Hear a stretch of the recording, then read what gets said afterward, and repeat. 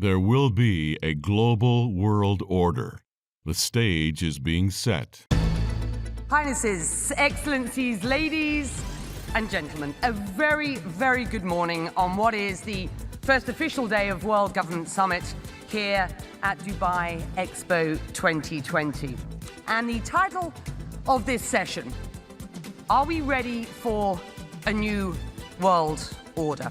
Welcome to Understanding the Times Radio with Jan Markell, Radio for the Remnant, brought to you by Olive Tree Ministries.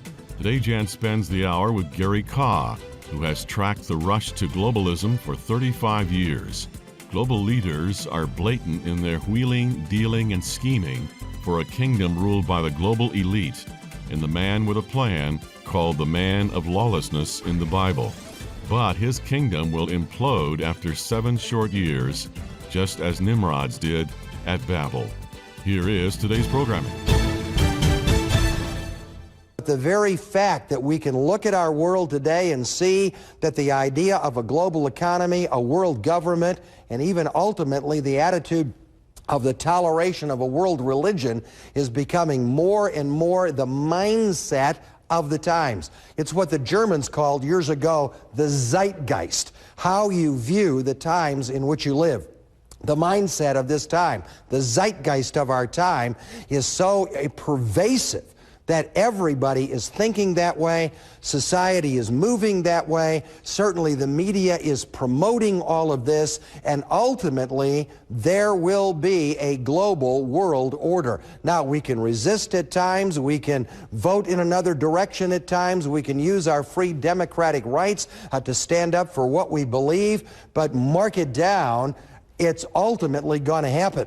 Now, the economic part of it feeds your wallet. And so people say, well, what's wrong with that? Let's have prosperity. That'll be good for me. But as you give up your individual rights, as you give up your national sovereignty in order to gain those things, eventually you're under the control of a system that has no place for God, no place for the Bible, no place for biblical morality.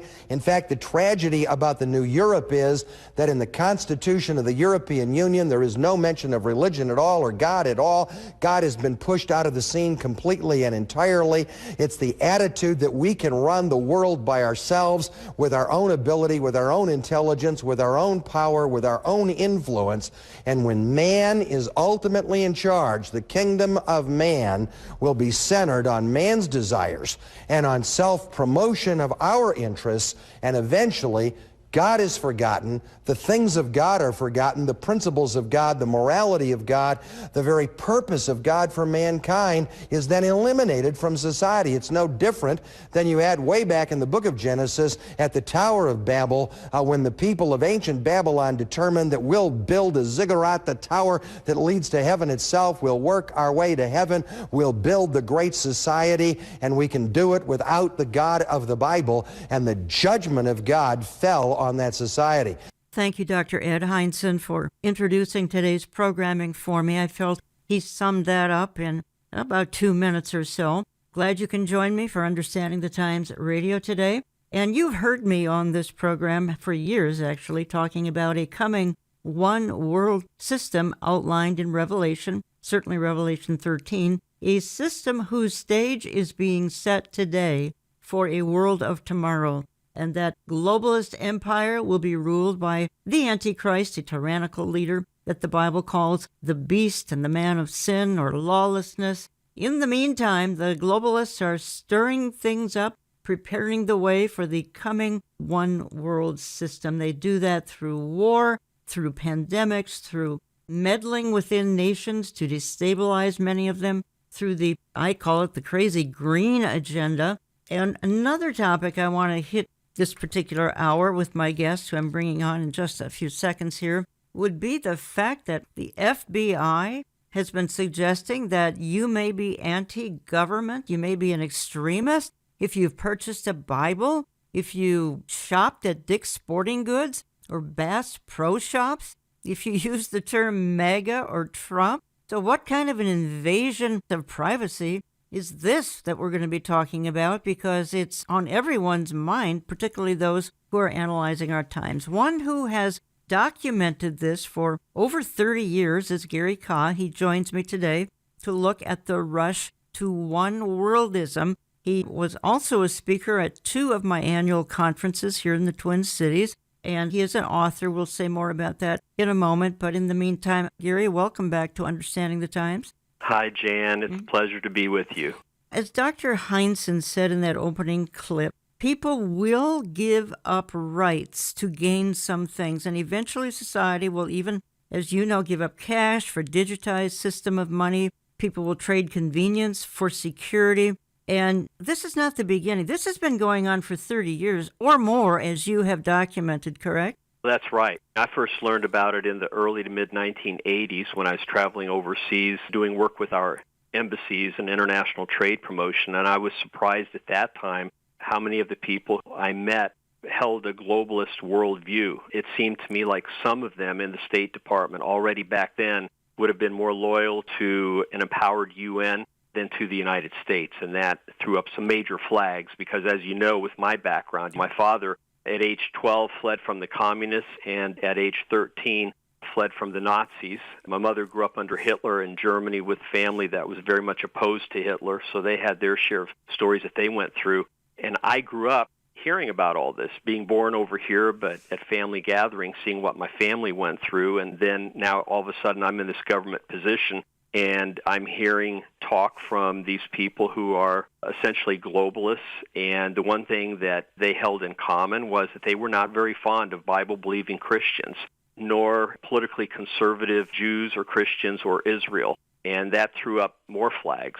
Again, this was in the 1980s, and that's what first prompted me to begin researching these matters, and then eventually I was, and this had to be the Lord, I was invited to join 2 different organizations that were actually part of this globalist agenda, and through that was able to get an inside look, and that led to the writing of my book, En Route to Global Occupation, which came out in early 1992. So who is speeding all of this up? Which organizations? Could you name half a dozen of them? Back in the day, I became familiar with organizations, of course, like the Trilateral Commission, the Council on Foreign Relations, the Club of Rome, the Bilderberg Group. All that was well underway already in the 1980s. But a short time later, the World Economic Forum began coming on the scene, at first in a small way, but a lot of these organizations and groups that I just mentioned seemed to feed into that organization. And under Klaus Schwab's leadership and people like Bill Gates and other very wealthy individuals, George Soros, feeding into it, it's become quite a powerful organization. So they have really rallied around the UN, seeking UN empowerment. You have Secretary General of the United Nations, Guterres, who, as the former president of Portugal, also, during part of that time, was the leader of the Socialist International. And if people haven't heard of that organization, that is the mothership of practically all socialist/communist groups in the world. He was the head of that, and now he's the head of the United Nations. And most people have no clue. They don't realize that, how radical of an organization that is. And then there's Ghebreyesus, who's the head of the World Health Organization, Right. And he was an Ethiopian socialist revolutionary leader. So his reward was being made head of the World Health Organization. You've got people who are staunch globalists/Marxists in some cases who are now heading up the UN. You've got the World Economic Forum and other groups that feed into them, completely propping up the UN, trying to give that organization more and more power. And then you also have Pope Francis, who through his group, Guardians of the Council for Inclusive Capitalism, you're looking at over $30 trillion that can be moved around fairly quickly just through that organization. And they also feed into the World Economic Forum. Those Guardians, by the way, the Pope put Lady Lynn Forrester de Rothschild in charge of that group. So you've got some of the big banking families tied into this as well, who've been in it for a long, long time, like the Rothschilds, the Rockefellers in this country, and so on. And then I have to mention King Charles. Whether people realize it or not, he's become viewed as the de facto leader of the global environmental movement. And it goes all the way back to 1992 and the Rio de Janeiro Earth Summit that pretty much kicked off what I call the hyper global environmental movement that also pushes for global government. And so he's part of this and was a keynote speaker recently at a meeting in the Middle East. And just a couple of others I'd mention, investment groups like BlackRock, Vanguard, and others. People give and trust these organizations with their money because they know how to make money, but then they use that money, they invest it, and they're able to vote stock and corporations and gradually take over the world. And it's not just them, but other groups cooperating with them. So there's an economic side, a political side, a religious side. They pretty much by now have all the bases covered. And the problem, Jan, is these people are now the ones in control. And it's much more difficult to get them out of control once they're in. Well, Gary, I want to go down a pathway because you opened the door, and that's the World Economic Forum, because they just met in January in Davos, their 54th annual meeting. The theme was rebuilding trust. I think they feel they blew it in the previous year, probably the previous 3 years, because of a certain health crisis that came on the scene. They welcomed over 100 governments this year at the 54th annual meeting, all major international organizations. They had civil society leaders, youth representatives, social entrepreneurs, news outlets. But I think one of the biggest takeaways for me, and I'm going to play this very short clip of Yuval Noah Harari talking about the one person that's standing in the way of their plans would be Donald Trump. And he's very open about this. Are you concerned that Trump might be elected again shortly? I think it's very likely. And if it happens, it is likely to be the kind of like the death blow to what remains of the global order. And he says it openly. Now, again, it should be clear that many of these politicians, they present a false dichotomy, a false binary vision of the world, as if you have to choose between patriotism and globalism, between being loyal to your nation and being loyal to some kind of, global government or whatever. Gary, that was just a month ago in Davos. Again, that was Yuval Noah Harari, an Israeli. He's a thinker, commentator. He's part of the World Economic Forum leadership. I think what astounds me is they're so blatant, they're so upfront. Look, the man who's standing in the way of our agenda is Donald J. Trump. Now, making this comment is not a political statement by you or me. It's just a fact. This is the way they're thinking. Yes, getting national sovereignty away from the countries of the world, that has been their biggest task in order to have a new global society, a world government organization, and a global economy as part of that world government. So here in the United States, you have a people who have been fiercely independent because our ancestors, for the most part, came to the United States to get away from kings and autocrats and tyrants telling them what to do. So getting the U.S. on board, they thought they could do that by putting the UN on U.S. soil, whereas the League of Nations was in Geneva. And that helped their cause some, but people have become more and more skeptical, seeing that the UN's interests most of the time are not those interests of the U.S. They don't have our best interests in mind. They simply don't. So this is all about power and how to consolidate that power globally. And they see Trump as standing in the way in the U.S. because he's been very outspoken against globalization. Yes, he has. Very outspoken. It troubles me because, and again, not a political statement here, but even Alex Soros came out a week or 10 days ago and suggesting, quite bluntly, assassination. So when we start talking up front about using those kinds of terms in public, I get quite shocked. I really do. Yeah, they want to make the world more and more interdependent, so they cannot have an independent U.S. And the first thing Trump would do if he's reelected is the energy, the oil would flow again within the U.S. We have enough oil for the next 50 years or more, and that would run our economy and make us less dependent on the rest of the world, and they cannot have that. So that's just part of it. And, of course, the border crisis, that's very intentional. If people haven't figured that out by now, this is just one other way that they're trying to bring down the United States and destroy us from within so that we're easy prey for a takeover. So they promoted the idea of a polycrisis, claiming that the world is now contending with multiple crises. Again, pandemics, climate crisis, multiple wars. I might go there in a moment here. Economic turndowns. The World Economic Forum is warning that even as we turn our attention to new crises, the old ones persist. That's their words. Now, Gary, they're talking about a coming pandemic that is 20 times more deadly than COVID. I want to introduce this, and then I want to get your comment on it. World leaders gathering in Davos, Switzerland this week are going to discuss Disease X, a hypothetical virus 20 times deadlier than COVID-19. Addressing a global pandemic is also something that a next U.S. president might face. But what exactly is a Disease X? According to the World Health Organization, Disease X represents the knowledge that a serious international epidemic could be caused by an unknown pathogen. Let's bring in Dr. Amish Adalja. He is a senior scholar at the Johns Hopkins Center for Health Security. Thanks so much for being with us. COVID-19 has killed almost 7 million people worldwide. What would a virus 20 times deadlier be like? And is that a possibility that we could see in our lifetime? It's definitely a possibility, because if you look at COVID-19 and compare it, for example, to the 1918 influenza pandemic, you can see that it is magnitudes less deadly than 1918. And there are strains of viruses that have very high mortality rates that could develop the ability to transmit efficiently from human to human. If we did so poorly with something like COVID-19, you can imagine how poorly we would do with something like a 1918 level event. Do we know, and maybe this is one of the things they're trying to work out, but where a pathogen like that could originate from as these world leaders think about how to combat such a thing?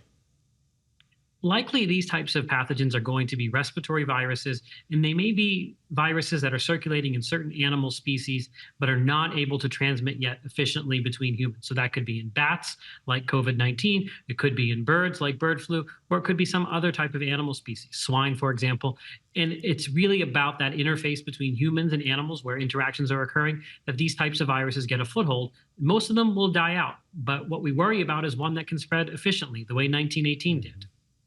And so what kinds of preparations might they be talking about? And are there certain roadblocks that we learned about from COVID-19 that just need to be cleared in terms of, I guess, well, within individual countries, but then also cooperation across countries? What kinds of topics do you think they're talking about as they discuss Disease X?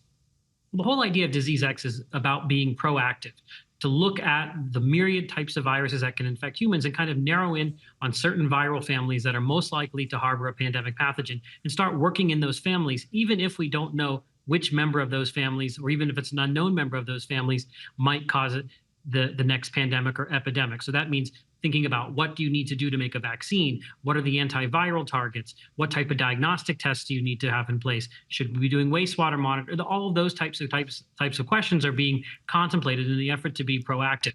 You're listening to Understanding the Times Radio. I'm Jan Markell. I have on the line from Indiana, Gary Kah. He's been monitoring the rush to the one world system for well over 30 years now. He's got wonderful books. Find them at GaryKah.org, spelled K-A-H, GaryKah.org. Gary Kah, your thoughts on what I just played? Again, World Economic Forum. This was front and center on their agenda a month ago. A disease coming, Disease X, 20 times deadlier than COVID. Again, part of the polycrises going on in our world today that the globalists want to come in and solve.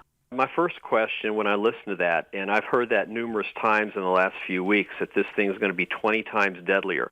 How do they already know that? Unless there's something already in the offing that they're waiting for the right moment to spring on us. I know that sounds very conspiratorial, but how do they know that this thing is going to be 20 times deadlier?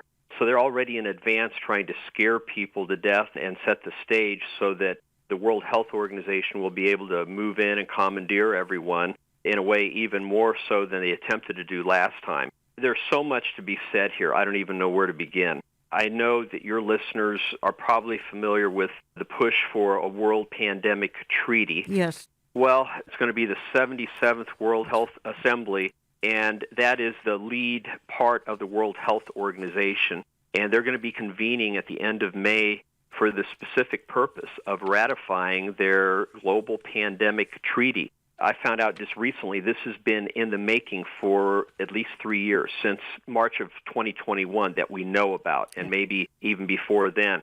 So the purpose of this is to give them special powers the next time a pandemic hits, and they'll be able to move much more quickly, shut things down more quickly, have more authority and power, and I believe ultimately use it in the name of health and prevention of spreading this virus. They will argue in favor of probably a personal QR code that'll be part of one's digital ID. They'll say money is dirty. We need to do away with cash because it can spread the virus. Same thing with credit cards. So I think that's going to be part of this as well. There's the financial side. Ultimately, people have to understand it's all about control. So being aware of the globalist endgame in all of this, namely the implementation of a global governing system to control us, it seems to me that the powers that be will attempt to launch major crises, plural, on several fronts to facilitate this push into their new world order. Another health crisis alone, I don't believe will be enough this time, especially in the U.S., where people have been awakened to these tactics. I'm wondering, in fact, I wrote in an article recently, how would Americans respond to a triple play? What if a pandemic lockdown, an economic collapse or crisis of some type, and a crippling attack from Russia or Iran's proxies in our country were all to occur at the same time, in addition to all of the proposed draconian impositions related to climate change? And this, unfortunately, is not an unrealistic scenario given the current trajectory of our nation's policies through the deep state in Washington. You're absolutely right. Gary, I just want to go back to that conference coming up again in May, the World Health Assembly. That would be May 27th to June 1st, the spring. By the way, Michelle Bachmann was in attendance at the one in 2023. And again, Mr. Biden calls this an accord, so he can wield his powers and his executive orders and doesn't have to answer to Congress if it's called an accord. Again, it's planning for future pandemics and clamping down on them. The 77th World Health Assembly coming up this spring that Gary's referring to, it's in my notes that I wanted to cover because it's one of the upcoming globalist events that are on the agenda for 2024. Yeah, it would give the UN unprecedented power to enforce health mandates. Correct. So we don't want to see that happen, and people have got to be informed about this and put pressure on the Biden administration because they're still going to be in power. And from everything we know and that we've seen, we believe the Biden administration is going to be involved in promoting this because they've been involved throughout the process of drafting this treaty that they're calling an accord. So why would they oppose it if they've been front and center and helping to get it done up to this point? Let me just open a little different door here, and I made reference to it in my introduction. Get your perspective on it. I've got in front of me an article by John Whitehead. He's written on the website WorldNet Daily, WND.com. According to the FBI, he says, you may be an anti-government extremist if you've, 1, purchased a Bible or other religious materials, if you've used terms like MAGA and Trump, and I suppose this is what in emails, texts, whatever, anything that might be listened to, if you've shopped at Dick's Sporting Goods, Cabela's, or Bass Pro Shops, wonder what's there, perhaps guns and weaponry, purchased tickets to travel by bus, cars, or plane, all of the above, and the article goes on to say, in fact, if you selected any of those options in recent years, you're already on a government watch list. That's how broadly the government net is being cast in its pursuit of domestic extremists. We're all fair game now, easy targets for inclusion on some FBI watch list or another. Again, that's a partial article by John Whitehead on WND.com. Gary, your thoughts on this? This just blows me away because purchasing a Bible will now get us in trouble. Well, information is power, and if you want to control people, knowing everything about them and where they stand, it makes sense that these organizations who are now run more or less by globalists, unfortunately, including some of our intelligence organizations, they want to know who the conservative Bible-believing Christians are, those who would oppose a new world order that is very anti-Christian.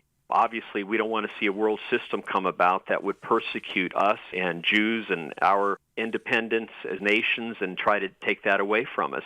Smart people who are in a battle, they size up their adversaries and want to know everything about them, and that's what they're doing as globalists right now. They want to know who has purchased what from these various stores like Dick's Sporting Goods, who went out and bought a gun in the months that followed January 6th or before even. And a lot of this began years ago, Jan. It's just we're more aware of it now, but this has gradually been coming on for decades.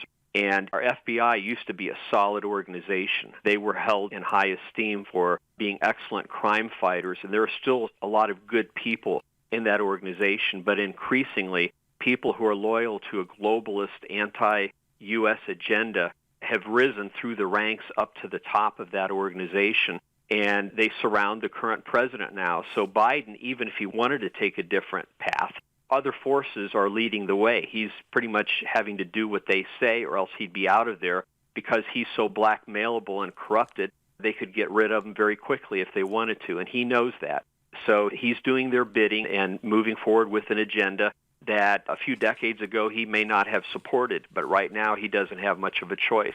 So that's unfortunately where our nation is at. So the last thing that these people want is for Trump to come into power and turn their agenda upside down. You're listening to Understanding the Times Radio. You can learn much more about Gary's outreach, books, etc. Gary Kah, KAH.org. When I come back, here's where I want to go for part 2 of my programming. What about this COP28 and forthcoming COP29? Whoever would have thought that the climate agenda would become front and center, the new global spotlight of the one-worlders focusing on the green agenda? Why? Why is that their obsession? I also want to talk about, for a minute or two anyway, the Summit of the Future coming up in September of 2024. My guess says this may be the most important global gathering to date. What about the World Government Summit coming up in February in Dubai, United Arab Emirates? See, they don't get any more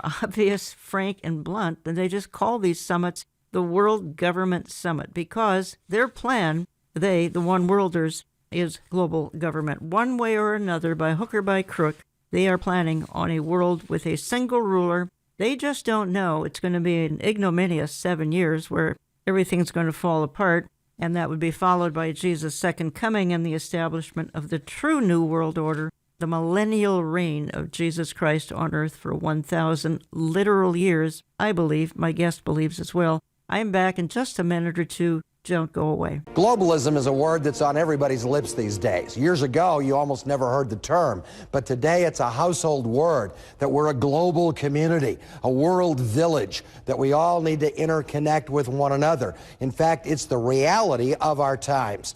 Back in 1973, I was flying on a Delta jet. I pulled the Delta Sky magazine out of the rack, and I was reading an article about the coming cashless society of the future, way back then.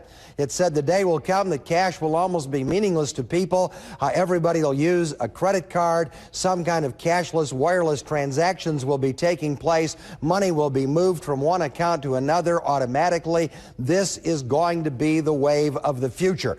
Now, they made it sound like it was all going to happen in the next 5 or 10 years, but in the next 30 or 40 years, it became a reality. We are living in a day and age unlike anything the world has ever seen before.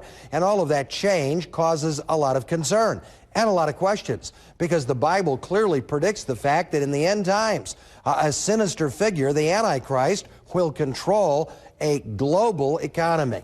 Now, in commenting on this, in my book, Antichrist Rising, I make this statement on page 105, and I want to read it to you right out of the book. There's certainly nothing morally wrong with computers or televisions or satellites or cashless financial transactions. But many Christians are concerned where all of this might lead. It appears that we are slowly becoming the victims of our own technological advancements. We're being swept down the corridor of time to an ominous date with destiny, steadily moving toward the inevitable globalization of our planet as national identities and interests continue to be submerged by the global worldview. Today, the attitude of the world is we're only concerned about what's good for the rest of the world. We really don't care about you. Welcome back to Understanding the Times Radio. Talking for the hour with Gary Kah. I'll get back to Gary in just 1 minute. Just want to say that I actually have a DVD I made some 3 years ago, Hidden in Plain View, The New World Order in Bible Prophecy. It's in my online store, olivetreeviews.org. olivetreeviews.org. I look at the topic for over an hour that we're talking about on air today. Try to cite the organizations and individuals going back many hundreds of years, actually, who put it all into motion. Again, you can find Gary's books at garykah.org. Quick heads up that our winter magazine is out. You might want to sign up for both our e-newsletter, which is about once a month, sometimes twice, or the print magazine. Go to olivetreeviews.org and go to newsletters. Check out our prayer wall where you can post prayer requests.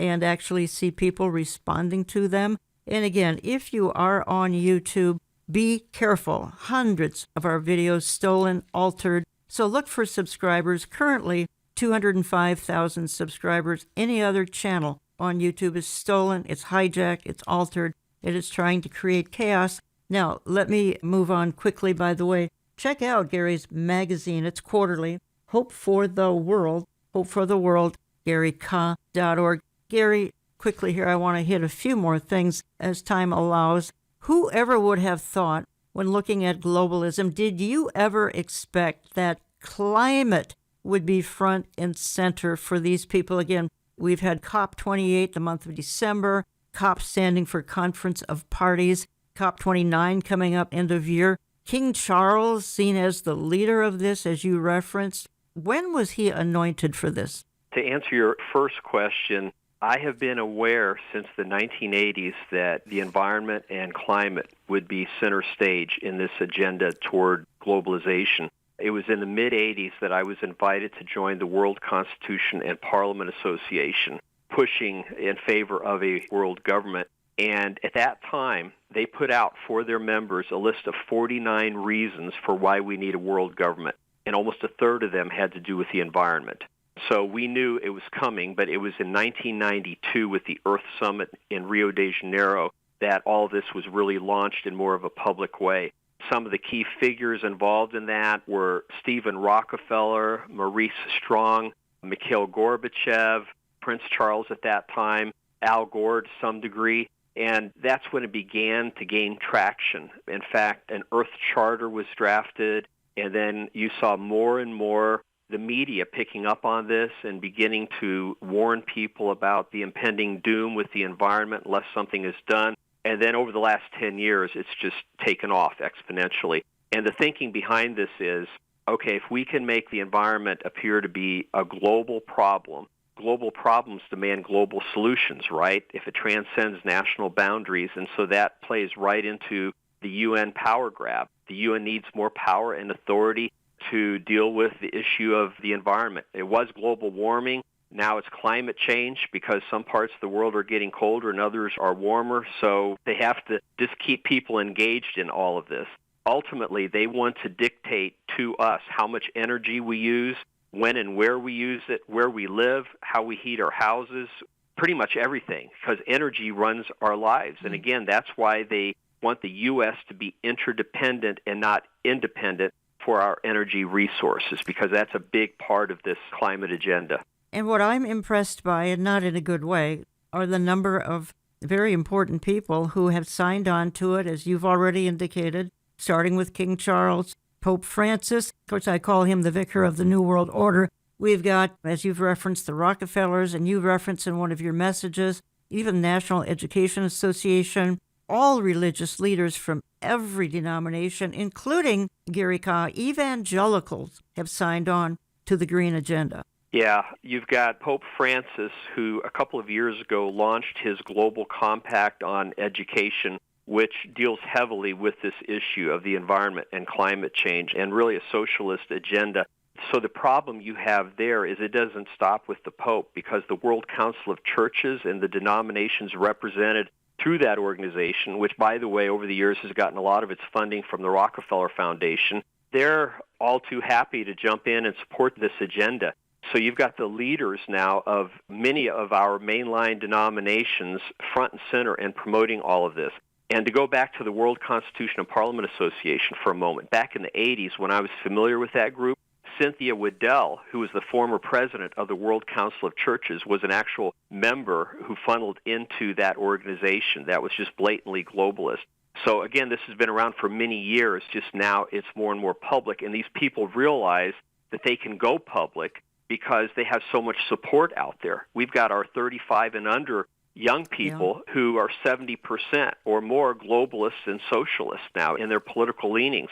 So if you're going to implement an agenda, at some point you have to go public with it. You can't keep it private forever, and that's what we're seeing now. They feel very confident and cocky. They believe they can pull this off, and they just need a few crises to help them accomplish their goals. It has turned into earth worship in some places, I think in part, including at these COP meetings, conference of parties, COP28 coming up, COP29 end of this year. Worship the creation rather than the creator. And a lot of this began, I think, 1970 was the first Earth Day. Obviously, this was all in the planning well before 1970, but then it's blossomed, and as you say, in the last 10 years, absolutely exploded, simply off the chart. Gary, another crisis that they're trying to suggest, in fact, is a crisis, and I hate to say it, we have got the threat of World War III on our doorstep. Just a quick clip here, very short, Dr. Mark Hitchcock addressing this, because we have potentially, it's starting in the Middle East, we've got one in Ukraine, we've got the potential between China and Taiwan. On today's program, I want to talk about wars and rumors of wars, what Jesus predicted over 2,000 years ago. Jesus, in his final great sermon there on the Mount of Olives, overlooking the Temple Mount area in the city of Jerusalem, he gave a litany of signs that will portend his coming. And in Matthew chapter 24, verse 6 and 7, Jesus said, "You will be hearing of wars and rumors of wars, for nation will rise against nation and kingdom against kingdom." And today we see exactly what Jesus predicted 2,000 years ago in Matthew 24. There are more and more wars and conflicts erupting everywhere and every day. And there's all kinds of rumors of wars or talks or threats of war across the world today. And that's what we want to talk about. I don't believe we're in a world war right now, but I believe our world is at war. And that's a great sign, I believe, that the coming of Christ is near. Gary, but the point is, I think, is that this is something that the one-worlders will use as the crisis that has to be controlled, preferably by a one-world government system. I believe their agenda to bring it in, they're going to need, as I mentioned earlier, multiple crises, financial, pandemic, but I believe to put it over the top, it will at the very least require the threat of a world war or possibly an actual world war, because people have to be so terrified and scared to death that they're willing to surrender many of their freedoms in order to march into this new world order, which will promise world peace.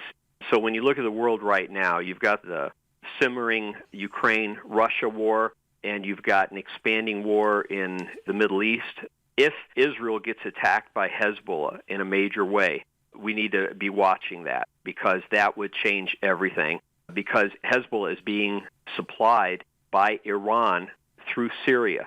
So to stop the flow of weapons to Hezbollah, Israel would have to take some kind of action on Syria. And at that point, things would really get serious, because you've got Russian advisors in there. I learned through my best contact in Jerusalem, who has been dead on repeatedly. He's got 2 sons in the IDF. A few weeks ago, 10 Iranian generals took up positions in Syria. They're there calling the shots pretty much. So if Israel is forced to have to deal with Syria directly, then all of this expands, and you could literally have the Ukraine-Russia war and the war currently limited to Israel and Hamas expand into one massive world war, and then who knows what happens from there. So we're keeping a close eye on that. But if the globalists want it, it's so easy for them to stir things up. It's much more difficult to keep the peace, but it's very easy to get a crisis going in the Middle East, especially with all the terror groups and cells that globalists have inroads with. I'm expecting this. I want to be wrong. Believe me, I know you do as well, but I see things drifting toward a global war, possibly even yet this year. We'll have to wait and see. And I do want to comment quickly while I think of it on a timetable. I was on another talk show a little bit less than 2 years ago, and afterwards a listener called in to the host and said, "I've got to talk to Gary. Can you please put us in touch with each other? It's extremely important."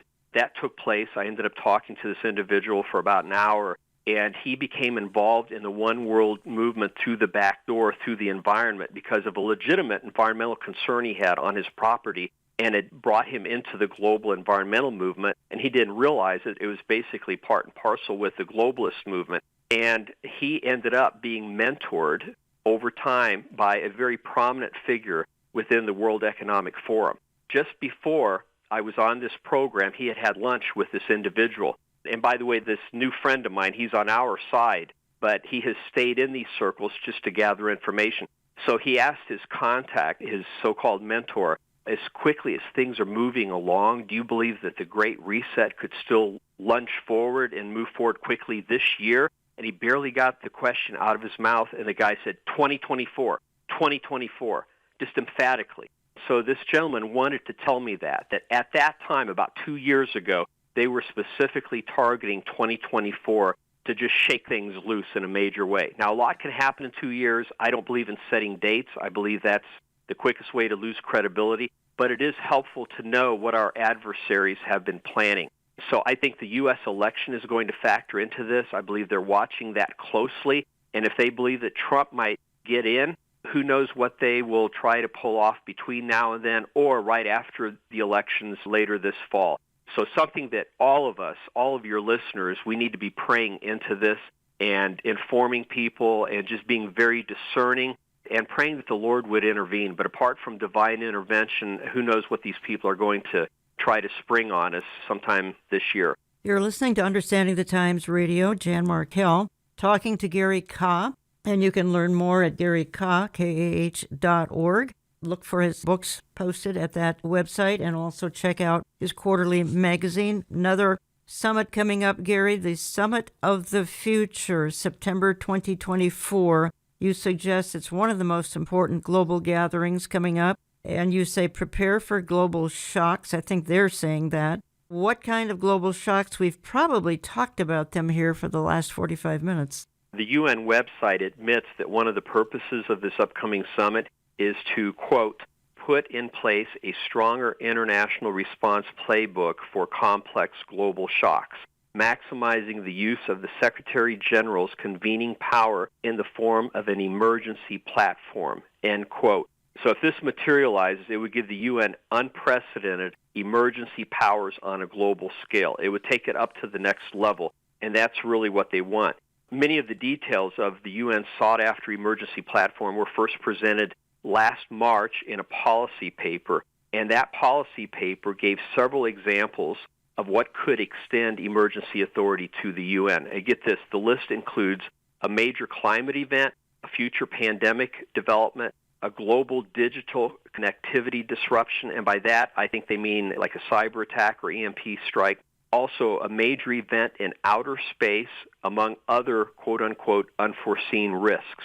So almost anything could be construed as being a global emergency that would kick all of this into effect if they get this emergency power approved. And again, a lot of this hinges on what happens in May when they're going to try to ratify the global pandemic treaty. Also, another quote here, in a paper, the UN Secretary General Guterres declared, quote, I propose that the General Assembly provide the Secretary General and the UN system with a standing authority to convene and operationalize automatically an emergency platform in the event of a future complex shock of sufficient scale, severity, and reach, end quote.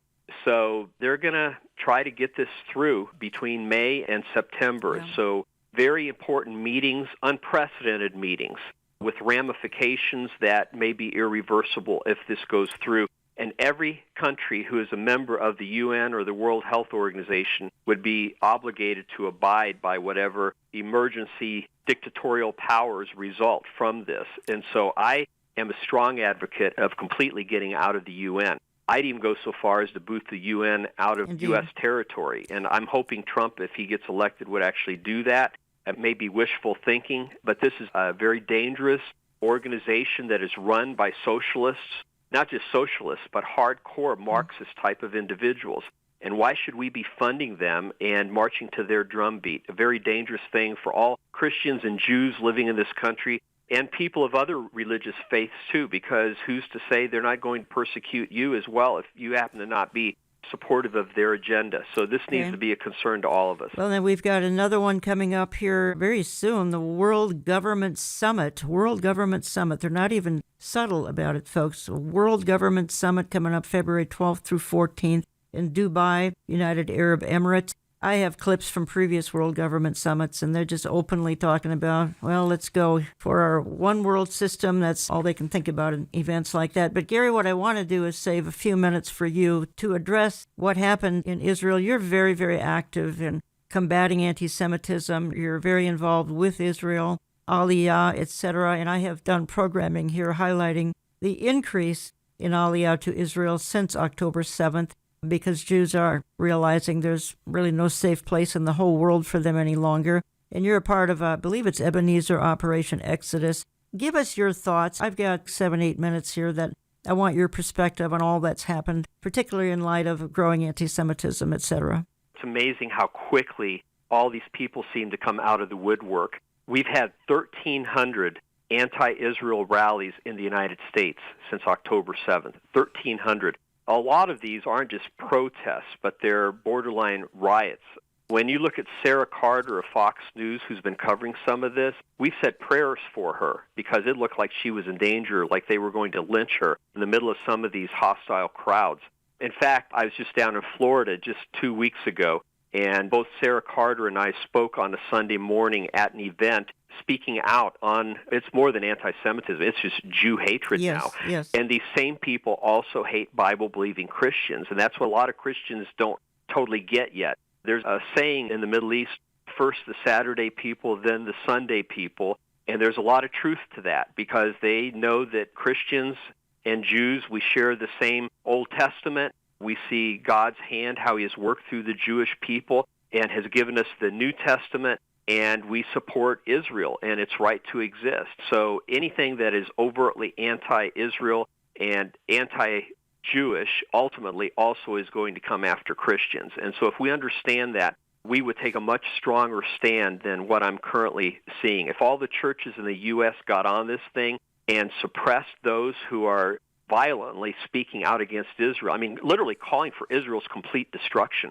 and every Jew in the world being killed, that's what some of these chants are saying. If we don't take a stand now, all of this is going to come after us too, is what I'm trying to say. We're in a moment similar to Nazi Germany when Hitler was ascending to power and already had a lot of his people in place, and the German people were beginning to realize that, this might not be so good, but they were largely fearful to take a stand, and none of them thought it would get as bad as it eventually did.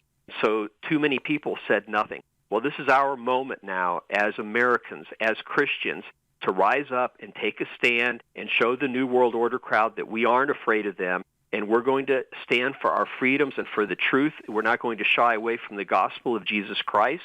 He has not given us a spirit of fear. He's given us boldness. If we believe in him, we can be courageous. We can be thoughtful and compassionate, but also be courageous and bold in fighting this hatred that we are seeing now that is part of this globalist agenda.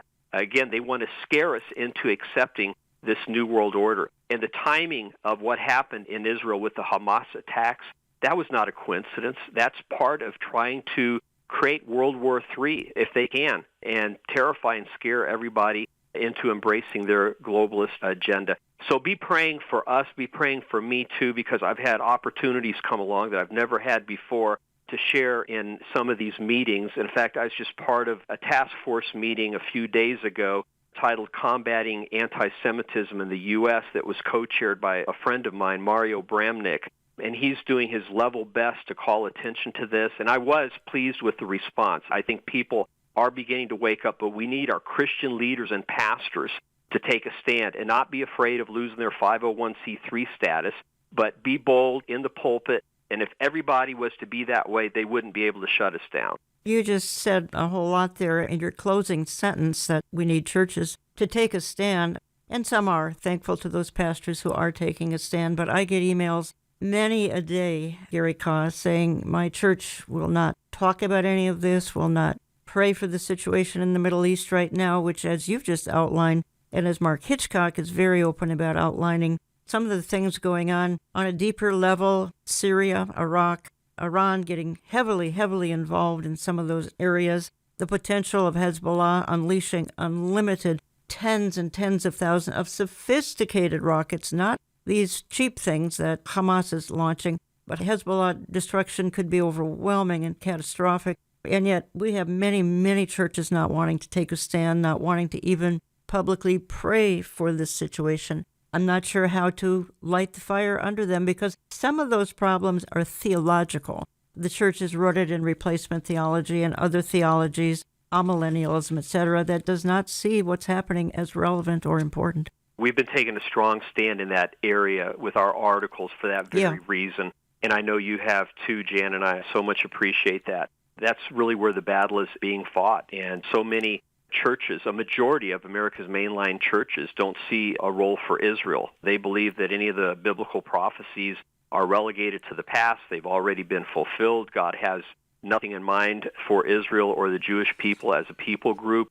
So then they're going to be much less likely to take a stand on any of these things if that's where they're coming from. And that was the exact same situation that existed in Nazi Germany. That's right. And that's why Hitler was able to come in the way that he did. And now we're letting more and more people, even in our intelligence organizations, they're not doing anything. Where are they to take a stand against Jew hatred in the United States, to stop some of these protests that are violent? In my opinion, if you're out there protesting in favor of a terrorist organization, that makes you an accomplice to terrorists. I mean, our agencies would have every right to crack down on these people when they're calling on the death to Jews and in some cases Christians, but they're not doing that. So it's up to the Christian leaders, those of us who are out there who aren't afraid to take a stand. We've got to do it now or never. Well, the silence has been deafening. It really has. I'm not sure how to light the fire. Again, some of the problems, heavily the problems, are rooted in theology, so therefore it's hard to get those who do not see the whole picture here from what we would call the proper theological viewpoint to get really involved. I think that would take an absolute miracle. Theology is important, Gary. It's just so important. Where we go to church is so important. If they're compromising, I think it's time to move on. Amen. And I think some people are doing that. Yes, they are. I know that all the fallout from COVID, I noticed, created a shift of people leaving certain churches and going to other churches that weren't afraid to take a stand on the truth. And so it's up to us ultimately. And God is a sovereign God, but he watches us. And if we want to serve him and follow him and be obedient to him in repentance, he can intervene and he can push back timetables. But if we as a people group snub our noses at God, don't do anything, don't take a stand, don't read our Bibles, and don't carry out our Christian duties and what the Bible calls us to do, to be salt and light, then things are going to play out, and we shouldn't be surprised by that. Check out Gary's books at GaryKah.org. Again, if you're interested in my DVD, it is about 3 years old, Hidden in Plain View, The New World Order in Bible Prophecy. Find that at olivetreeviews.org. olivetreeviews.org, and go to our online store. Gary Kah, thank you for all you do, and thank you for being so blunt today. I really appreciated the truth talk that you've been giving us here for the last hour, and I know my audience is going to be praying for you. You are on the front lines. So this ministry is as well, but I guess we were called for such a time as this. I hope you'll hang in there. Amen. We'll do our best with God's help. Thank you so much, Jan. Going out of the program, let me just say this, that there really is a new world order, a rush to a one-world system that will unite the globe as one. But the Bible outlines a perfect one that is on its way. It's called the millennium. When the lion and the lamb and the wolf, well, they're all in one accord. And when Jesus is on his throne in Jerusalem, and that is followed by the very best new world order imaginable, the new heavens and the new earth. I want to thank you for listening, and we'll talk to you again next week.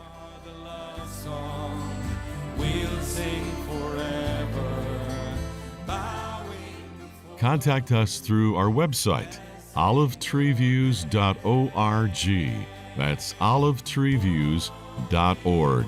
Call us Central Time at 763-559-4444. That's 763-559-4444.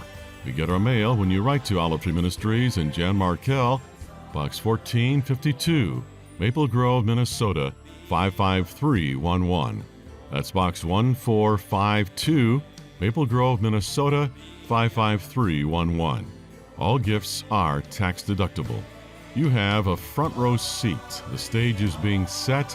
The players are in their place. The last act of the church age is being prepared just so everything can fall into place.